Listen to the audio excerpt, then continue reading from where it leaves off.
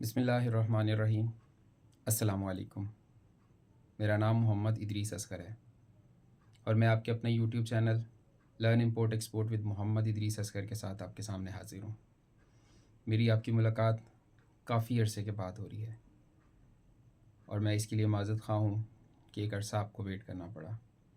लेकिन आज जिस टॉपिक के ऊपर मैं बात करने जा रहा हूँ वो है पाकिस्तानी किन्नों और इसकी एक्सपोर्ट।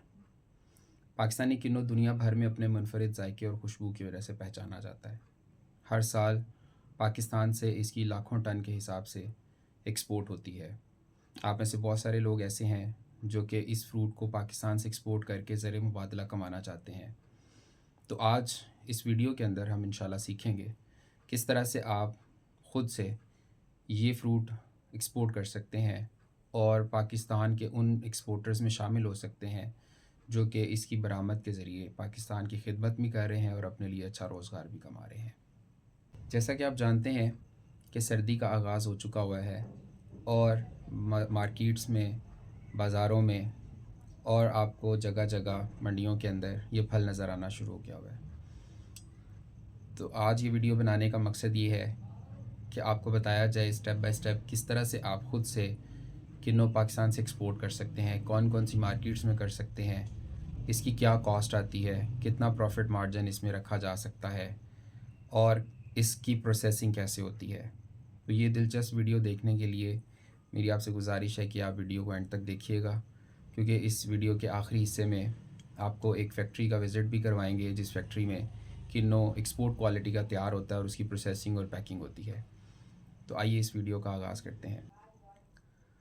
पाकिस्तान का ये किन्नों तकरीबन 4 लाख टन हम हर साल दुनिया भर में एक्सपोर्ट करते हैं और इससे पाकिस्तान तकरीबन $250 मिलियन तक का ज़र मुबादला कमाता है।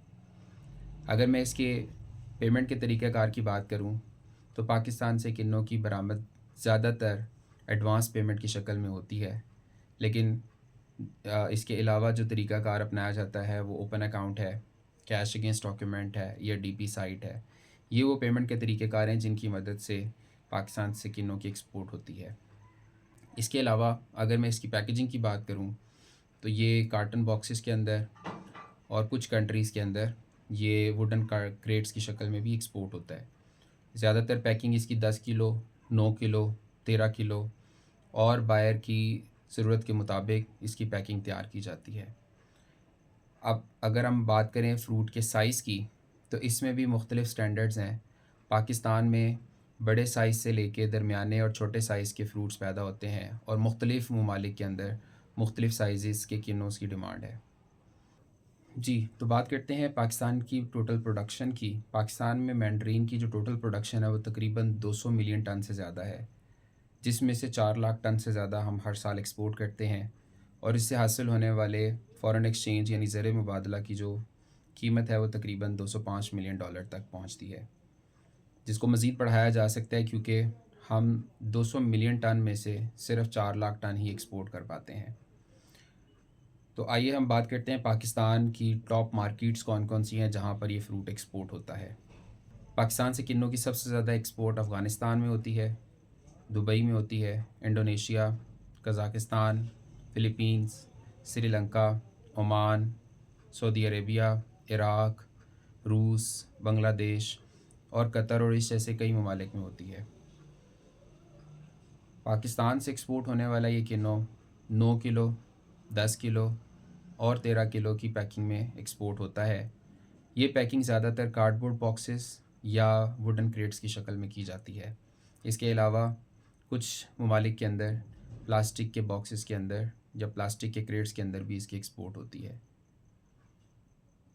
पाकिस्तान में पैदा होने वाला ये किन्नों अपने साइज़ के लिहाज से 42 से लेके 100 काउंट्स पर 10 केजी बॉक्स के हिसाब से मिलता है, जिसका मतलब ये है कि पाकिस्तान में इस फ्रूट की कई साइज़ और कई इकसाम पाई जाती हैं।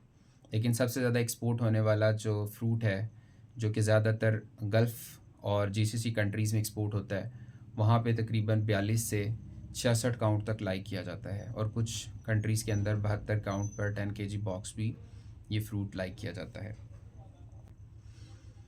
किन्नों के प्रोसेस की अगर हम बात करें तो किन्नों को मुख्तलिफ़ तरीक़ों से ट्रीट किया जाता है ताकि इसकी शेल्फ़ लाइफ को बढ़ाया जा सके। जब ऑर्चर्ड से ये किन्नू लाया जाता है फैक्ट्री के अंदर, तो सबसे पहले इसकी वॉशिंग होती है।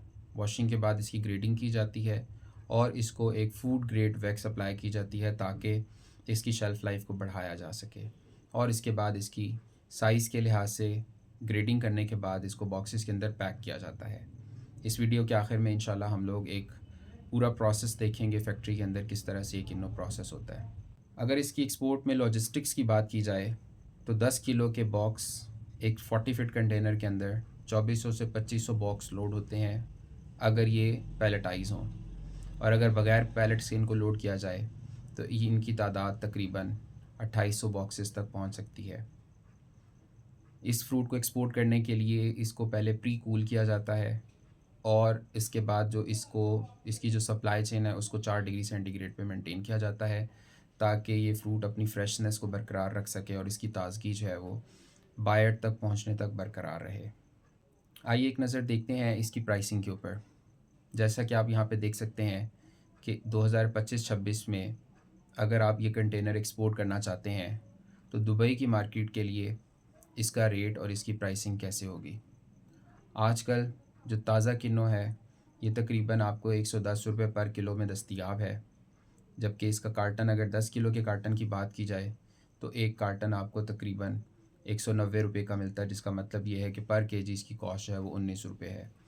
इसी तरह कार्टन की ट्रांसपोर्टेशन है, रोड फ्रेट है, सी फ्रेट है, custom clearance, insurance, old cold store के चार्जेस डालकर इसकी कराची पोर्ट तक की जो कीमत बनती है वो $5.95 है। अगर हम फ़र्ज़ करें आप इसमें अपना 10% प्रॉफिट रखते हैं जो कि 60 सेंट्स बनता है पर केजी, तो आपकी जो नेट प्राइस होगी वो $6.55 होगी। अगर आप ये एक्सपोर्ट किसी कमीशन एजेंट के थ्रू करते हैं तो कमीशन एजेंट तकरीबन 3 से 5% अपना कमीशन रखता है।